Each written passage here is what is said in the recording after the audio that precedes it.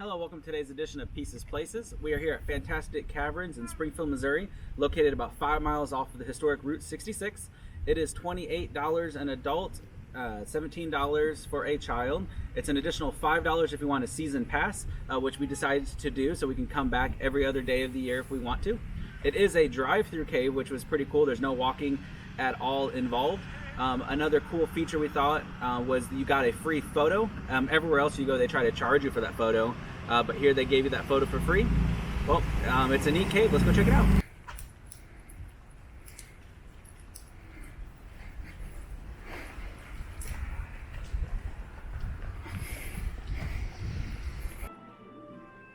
Okay, we're here in the gift shop of the Fantastic Caverns. They have different things on display for you to look at. They go off every 20 minutes for the tour, so you can just take a minute and just look around and see what they have to offer. So they have a thing of the first washing machine that was gasoline powered. Kind of a sitting area. Off in the distance. So they meet kind of here at the sitting area. Washing machine, a couple display type things.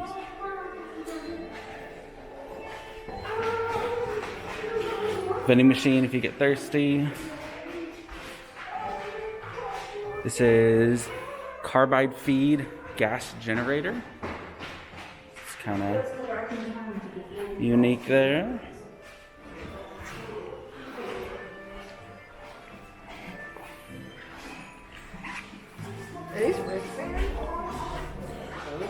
Different rocks, amethyst,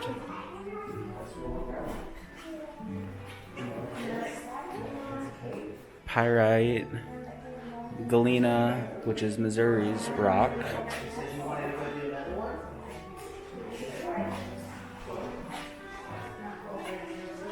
pyrite,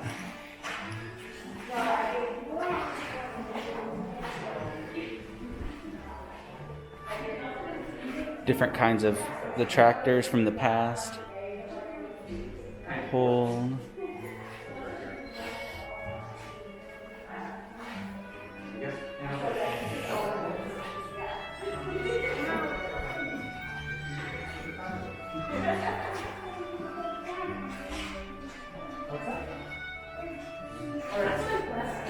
Gift shop, so lots of different things, of course.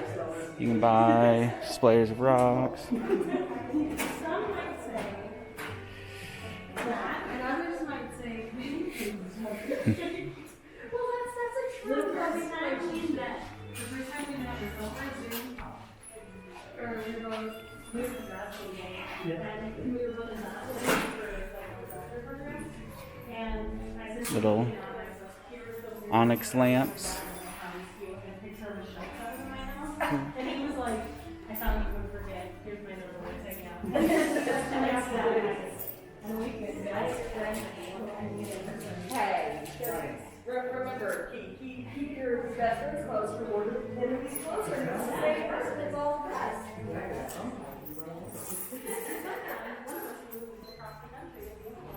That's the stop. Yeah.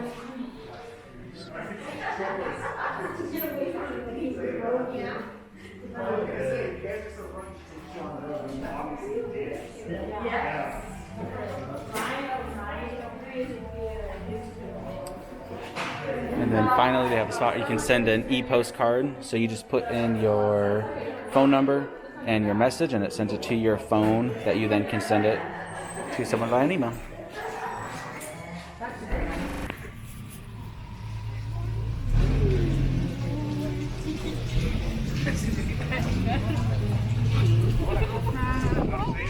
Ahorita nos vamos a meter.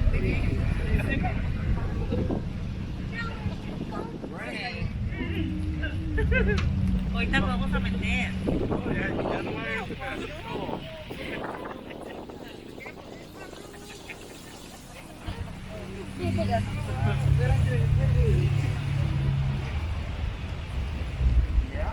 Uy, me quedo pelón, tú, pelón allá.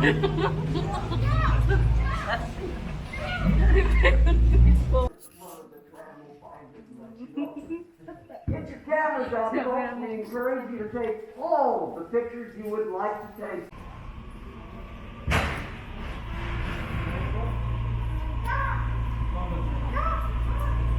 Here's your first close spot.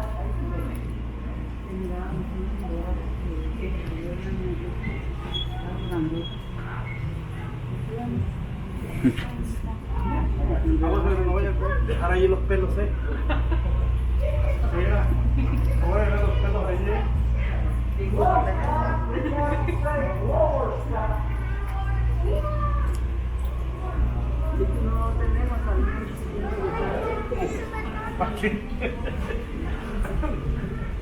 Bueno, señor,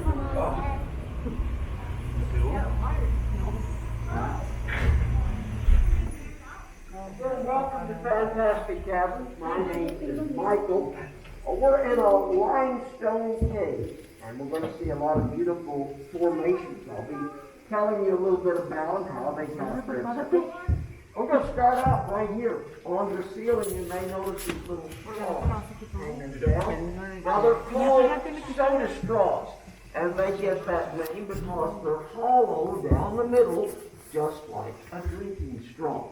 Now, the water, of course, comes through the soil. It percolates through this limestone, dissolving minerals. The droplet with the mineral water hangs on the ceiling. And as the water starts to evaporate, the minerals go to the outside of that droplet, starting to form a ring. And it just makes ring after ring after ring, and that's how they develop the little tunnels. Now, the formations on the ceiling are very, very fragile.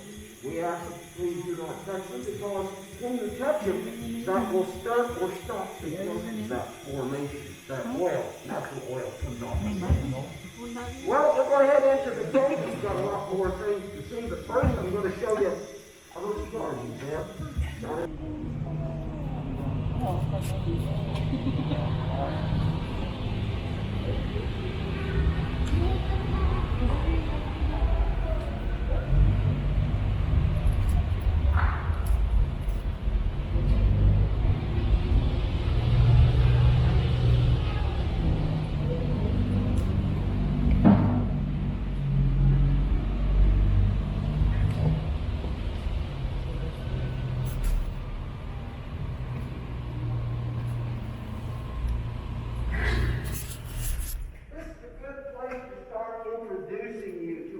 Formations. On the ceiling in front of us, of course, those are all stalactites of various sizes and shapes. And they all started out as one of those soda straws on the ceiling in the middle, beside us. Of course, those are stalactites, but they're a special variety that we call cave curtains or cave draperies. With the other stalactites, the water drips straight down into the straw. Limestones through the cave. And on your right, you'll notice this is a limestone cave, and the limestone is in layers. Now, most of the limestone, well, I guess all of the limestone here in southwest Missouri, at one time was sediment on the bottom of an ancient ocean. Now, since this is ocean sediment, we find ocean fossils. We find starfish, various seashells, rhinos, shark's teeth embedded in the ceilings and walls of the cave.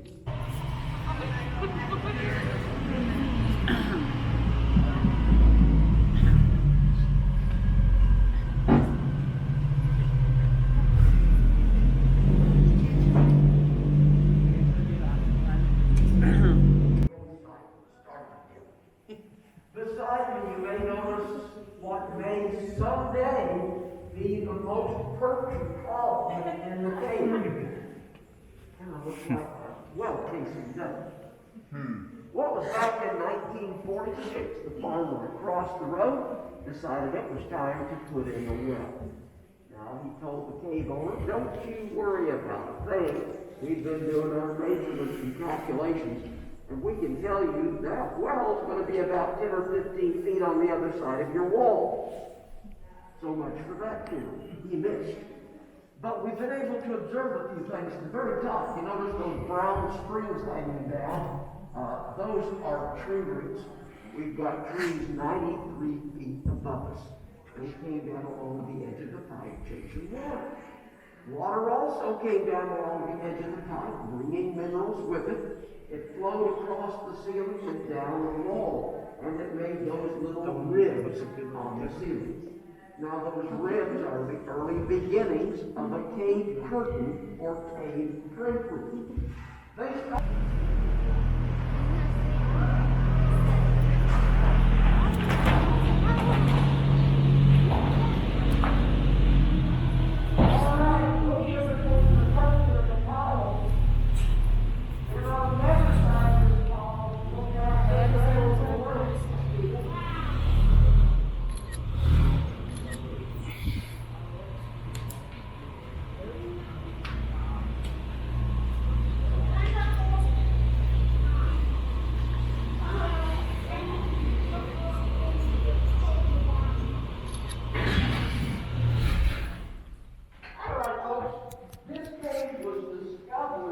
in 1862. It was discovered by a dog. A guy by the name of John Knox had the land. Mr. Knox and his old dog were out hunting. The dog takes off, chasing a squirrel or rabbit, we don't know for sure, but he did chase it under a brush pile and didn't come back out. Now, Mr. Knox got curious, checked on his dog. He realized the dog had gone through a hole in the rock bluff. The dog had discovered the cave. Now, Mr. Knox was able to get his dog back out of there, but then he took all of the brush he could find, he covered the hole up, and didn't tell anybody about the cave. It was 1862. The American Civil War was already underway. There were a lot of troops in the area. Mr. Knox was afraid that if either army heard about the cave, they might try to confiscate the cave and maybe take the farm too. So he played safe. He stayed quiet all through the war. Now by 8, the cave. Now of course when those girls came through to explore the cave, they didn't have these lights in here. When they came through, it was dark, and all they had were candles and candle lanterns. This is how they saw the cave. And this is how you got to see the cave for several years, from 1867 to 1887. Now in 1887 is when that power plant went to operation providing electricity. So the cave owner went out and he bought a whole bunch of those newfangled Thomas Edison light bulbs. And this is how they got to see the cave for a while. And then it went on to just hanging light bulbs. Bulbs and fruit that were still just hanging bulbs. Now, by 1972, lighting was changing. There were some gentlemen who were working on a new way to light the caves. One of the guys did stage production lighting. So they came in and changed the lighting to an indirect system. Now, if you look at that wall behind you, it kind of looks dingy. There's really no definition. Hanging light bulbs. Well, let's do a little time travel. This is 1887.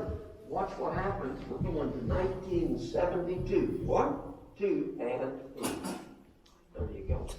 That indirect lighting does make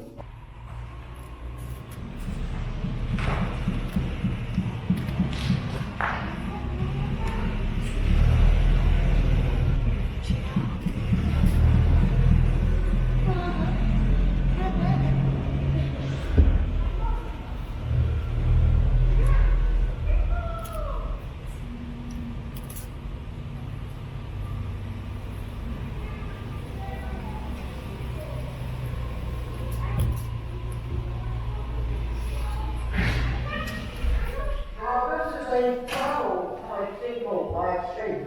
You want to stand up to get a better view of what we do.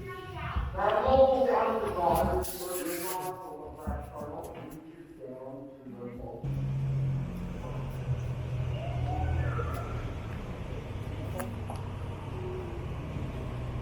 Now these two sinkholes are connected, so it's one side apart. They look one. Now, right now, it looks pretty much just like damp gravel down there, but if you would dig a little bit, you would find a lot of water. As a matter of fact, there are several ways through that system where there are pools of water all the time. pools of water.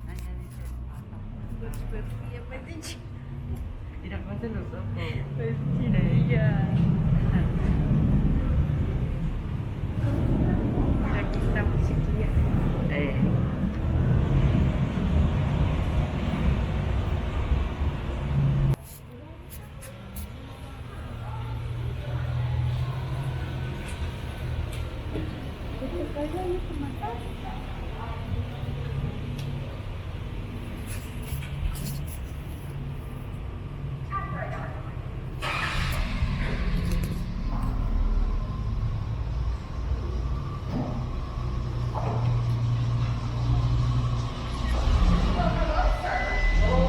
Are y'all having fun? Excellent. Life was an amazing tour, guys. Y'all have a great tour. Bye.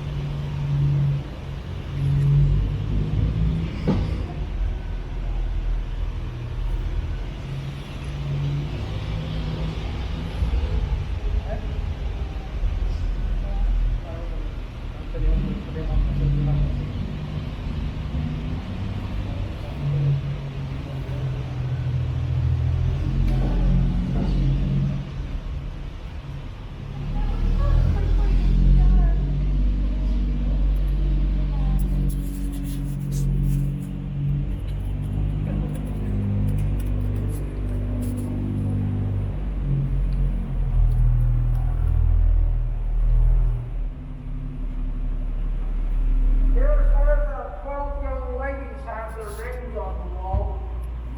February 27, 1867. Mira, somebody right over there.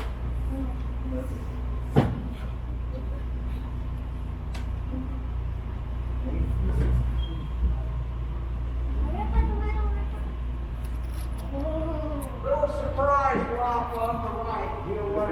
It's been known to drop the ball. Now, Mr. Knox kept the cave secret.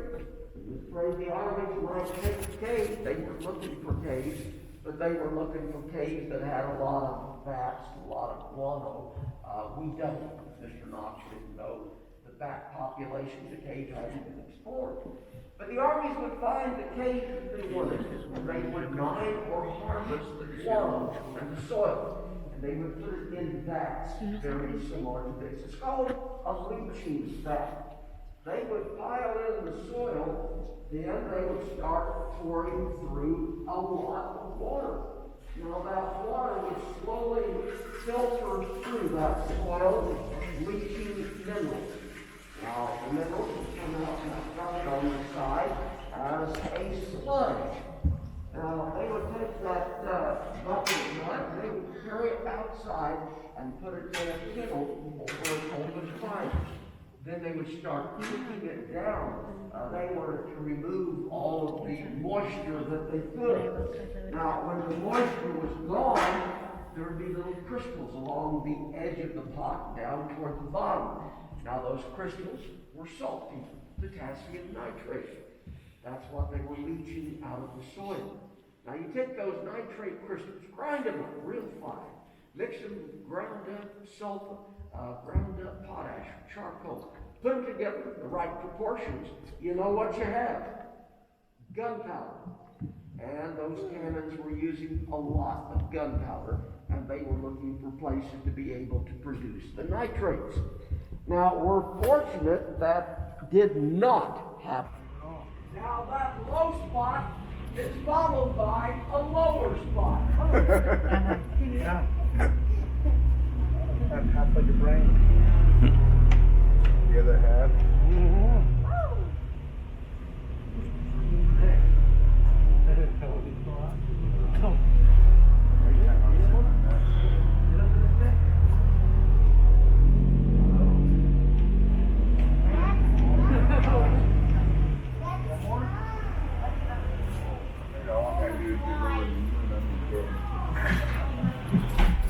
Now, we call this the breakdown area for somewhat obvious reasons. This is where the ceiling broke down. The scientists say that there was a period of time when there would be high water, low water, back and forth, and some other things that caused the ceiling to weaken and collapse. They point out 3 drop areas, one along this shelf, one at the middle shelf, and the third time at the footprint on the ceiling. Now, we do know that the last ceiling collapse was a long, long time ago. For one thing, look at the size of the stalactites, stalagmites. Remember, they grow kind of slow. All right, here's where you want to look up. Whoa! And look It out. looks like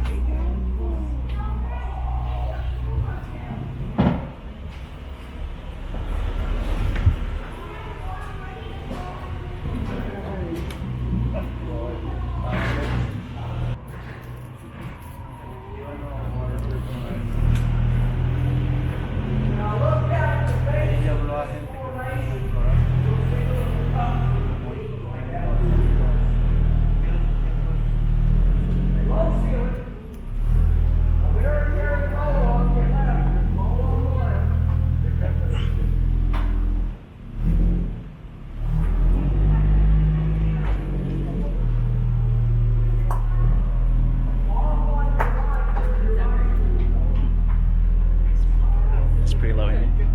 No. Now, the rest of this continuous factor of about every type of formation in the cave. Another little surprise rock on the left, way back. Another good photo op looking back into this room. Photo op.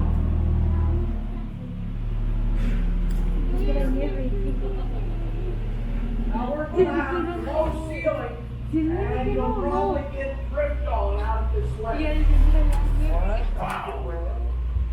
She's getting dripped on. That's probably why she's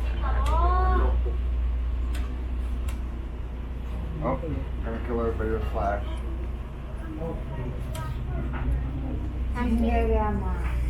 One day. Okay, since it's raining, that is the original opening right there. That is where the dog went in. That's where the 12 ladies for several years. If you wanted to see the cave, you just had to Watch your head, watch your head, watch your head. I want to